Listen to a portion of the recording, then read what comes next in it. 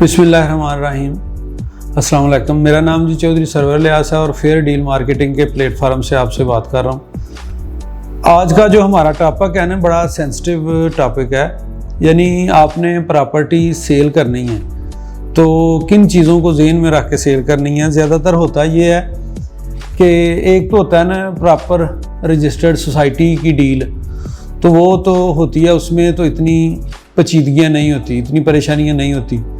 लेकिन आप जो ये चौको चौराहा वाले डीलर्स होते हैं उनके ज़िम्मे लगाते हैं कि हमने ये सेल करनी है चीज़, तो उनको बिठा के आप एक तो उनसे कमीशन तय करते हैं, दूसरा उनको को लिमिट दे देते हैं कि इतनी लिमिट के नीचे या ऊपर सेल करो। आप मिसाल आपको देता हूँ कि आपकी प्रॉपर्टी है 10 लाख रुपए की, आप बंदे को कहते हैं कि इतने की सेल कर दो, मैं आपको इसमें से 1% या 2% कमीशन दूंगा, तो आप सेल कर दो। वो जो लोकल बंदा होता है वो ऐसे करता है कि आपसे बादशाह ले के, तो आपको पता ही नहीं होता, तो आपको कोई बंदा अननोन बंदा कॉल कर देता है कि सुना है जी आप प्रॉपर्टी सेल कर रहे हो, तो आप कहते हो, तो डिमांड पूछता है आपकी, फिर कहता है नहीं इतने की नहीं है आपकी, तो प्रॉपर्टी जो है वो 8 लाख रुपए की है या 7.5 लाख रुपए की है, इतने में देनी है तो दे दें। तो आप उसकी बात सुन के तो शॉक हो जाते हो। ये चल ये रहा होता है कि वो जो बंदे को आपने बात निकाली होती है ना, मैंने सेल करनी है, तो वो आपकी 1-2% या जो आप इंसेंटिव देते हो उस पर नहीं रहता, वो उस बंदे के साथ मिलके तो आपकी प्रॉपर्टी डिवैल्यू करता है। कुछ दिन गुजरते हैं तो आपको एक और बंदा मिलता है, तो वो कहता है कि आप ऐसा करें कि सेल कर रहे हैं तो मुझे ये 7 लाख रुपए में दे दें।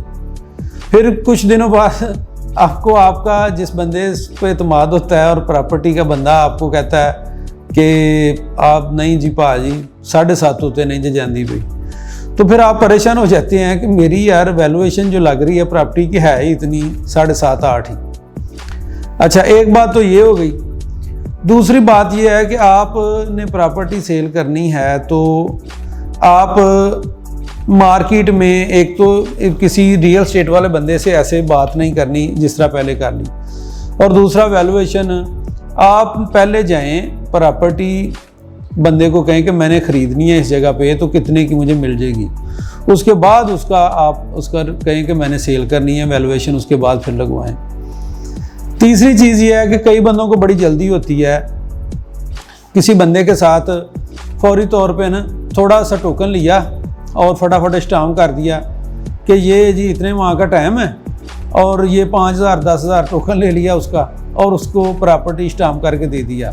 आप उसको लीगल राइट दे रहे हैं कि वो इसका मालिक हो गया। अब वो 6 माह निकालने के बाद या 4 माह निकालने के बाद आप कहते हैं जी वो मेरे पैसे दे दो, वो आपको कहते हैं कि भाई अभी थोड़े से हालात टाइट हैं, तो ऐसे करते हैं कि आप किसी और को भी नहीं दे सकते।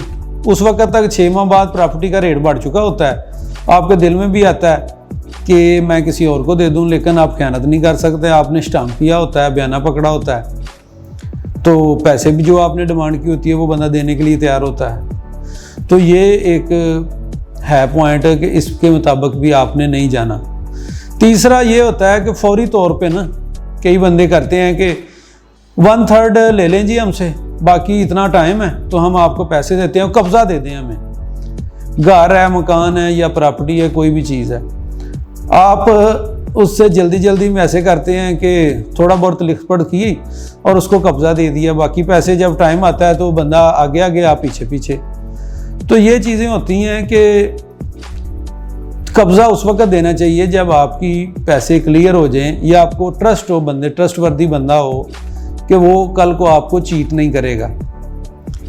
इसमें एक कानूनी पेचीदगी और भी है कि कई लोग क्या करते हैं कि रजिस्ट्री कहते हैं जी बंदे ने बाहर जाना है तो आप ऐसा करें रजिस्ट्री करवा दें, 1 हफ्ते बाद ना आपको पैसे दे देंगे। आपने बिल्कुल उसकी बातों में नहीं आना, रजिस्ट्री नहीं करके देनी। आप कहना है कि आप बंदा बाहर चला जाए। कानूनी अगर रजिस्ट्री आपने करवाई है तो आपको पता होना चाहिए कि जिस बंदे ने लेनी होती है ना, वो उसके नाम बजरिया भी हो सकती है रजिस्ट्री। ज़रूरी नहीं है कि बंदा बाहर रजिस्ट्री के टाइम पर हो, वहाँ सेलर का होना ज़रूरी होता है। उससे जो गर्दावर या तहसीलदार होता है वो पूछता है कि आपको पेमेंट हो गई है, आपकी रजिस्ट्री कर दें, तो वहाँ सिर्फ सेलर की ज़रूरत होती है, बायर की तो नहीं होती, बायर बजरिया भी हो सकता है। तो आपने बिल्कुल ये नहीं करना कि हफ्ते बाद बंदा जी बाहर जा रहा है तो आपने फटाफट रजिस्ट्री करवा देनी है और बाद में उसके पीछे पीछे फ़ोन करने, उसने फ़ोन नहीं अटेंड करना और आप अपनी प्रॉपर्टी भी उसके नाम करा चुके होते हैं। रजिस्ट्री के अलावा तीसरे पॉइंट पे कुछ लोग ऐसे करते हैं कि मुख्तारे आम दे देते हैं बंदे को ना। मुख्तारे आम भी यही होता है कि आपने उसको मालक बना दिया है।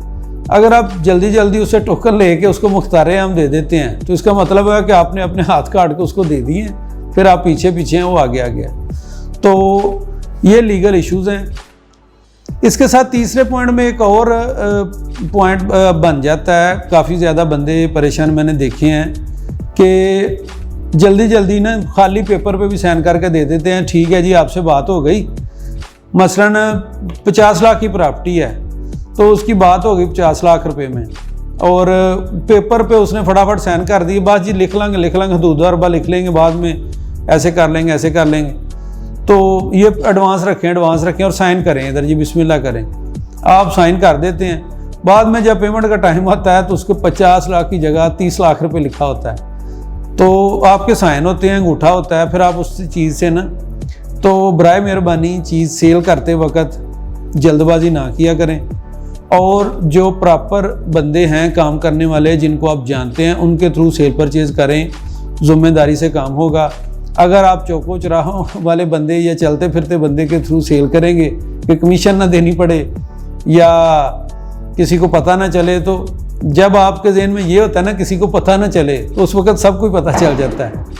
तो ये चीज़ें हैं प्रॉपर्टी सेल करते वक्त, ये 3 पॉइंट जो आपको बताए हैं ये अपने माइंड में रखने हैं और इंशाल्लाह इससे बहुत फ़ायदा होगा आपका और नुकसान नहीं होगा। मेहरबानी, अस्सलाम वालेकुम।